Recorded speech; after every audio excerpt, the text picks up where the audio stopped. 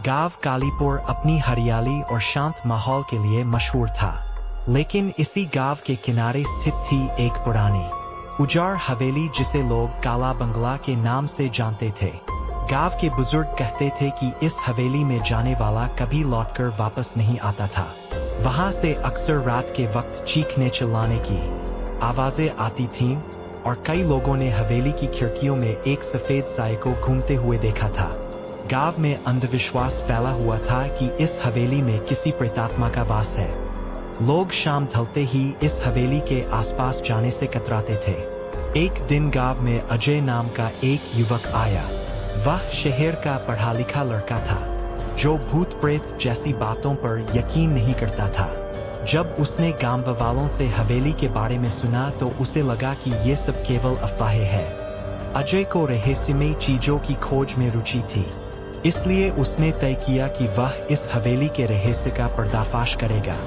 गांव वालों ने उसे बहुत समझाया, लेकिन अजय जिद पर अड़ा रहा। अगर मैं हवेली में जाकर सुरक्षित लौट आया तो क्या तुम लोग अपने इस अंधविश्वास को खत्म कर दोगे? अजय ने गांव वालों से पूछा। अगर तू वापस लौट आया तो हम सब मान लेंगे कि हमारा डर बेकार था, गांव के बुजुर्ग रामलाल ने कहा। अगली रात अजय ने अपनी टॉर्च और कैमरा उठाया और अकेले हवेली की ओर बढ़ गया। हवेली की टूटी फूटी दीवारें, जंग लगे दरवाजे और खिड़कियों पर लटकी झूलती जाली ने माहौल को और डरावना बना दिया था।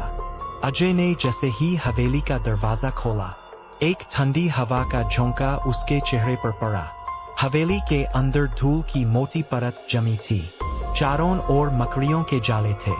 दीवारों पर अजीब आकृतियां बनी हुई थीं, जिन्हें देखकर ऐसा लग रहा था जैसे कोई अपनी उंगलियों से उन पर खरोंच कर गया हो। अचानक एक दरवाजा अपने आप जोरदार आवाज के साथ बंद हो गया। अजय का दिल तेजी से धड़कने लगा, लेकिन उसने खुद को संभाला और आगे बढ़ा। जैसे ही अजय ऊपर के कमरे में पहुंचा, उसने देखा कि कमरे के कोने में एक पुरानी लकड़ी की कुर्सी पर एक सफेद साया बैठा था। उसकी आंखें अंगारे की तरह लाल थीं। अचानक वह साया हवा में लहराते हुए उसकी ओर बढ़ने लगा। अजय ने डरकर वहां से भागने की कोशिश की, लेकिन दरवाजा अपने आप बंद हो गया।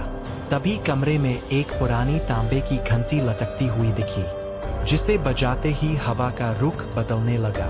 सफेद साया गायब हो गया और दरवाजा फिर से खुल गया। अजय ने उस कमरे को ध्यान से देखा तो वहां एक पुराना संदूक रखा हुआ था।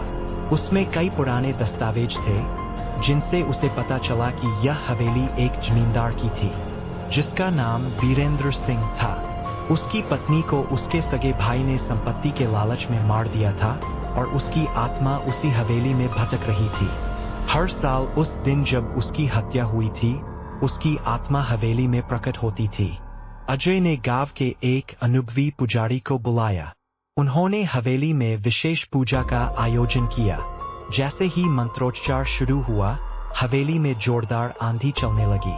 अचानक सफेद साया फिर प्रकट हुआ, लेकिन इस बार उसकी आंखों में गुस्से की जगह एक अजीब सा संतोष दिखा। पूजा के अंत में वह आत्मा पुजारी के चरणों में गिर पड़ी और रोते हुए बोली, अब मैं मुक्त होना चाहती हूँ। पुजारी ने आत्मा को शांति का आशीर्वाद दिया और देखते ही देखते वह सफेद साया हवा में विलीन हो गया। अजय की हिम्मत और पुजारी के आशीर्वाद से हवेली का रहस्य सुलझ चुका था। गांव वालों ने राहत की सांस ली और हवेली को नष्ट कर वहां एक सुंदर मंदिर बनवा दिया। उस दिन के बाद गांव में कोई अजीब घटना नहीं घटी। अजय ने गांव वालों का डर दूर कर दिया था और काला बंगला का खौफ हमेशा के लिए मिट चुका था। सीख, कभी कभी डर केवल भ्रम होता, जिसे दूर करने के लिए हिम्मत और समझदारी की जरूरत होती है।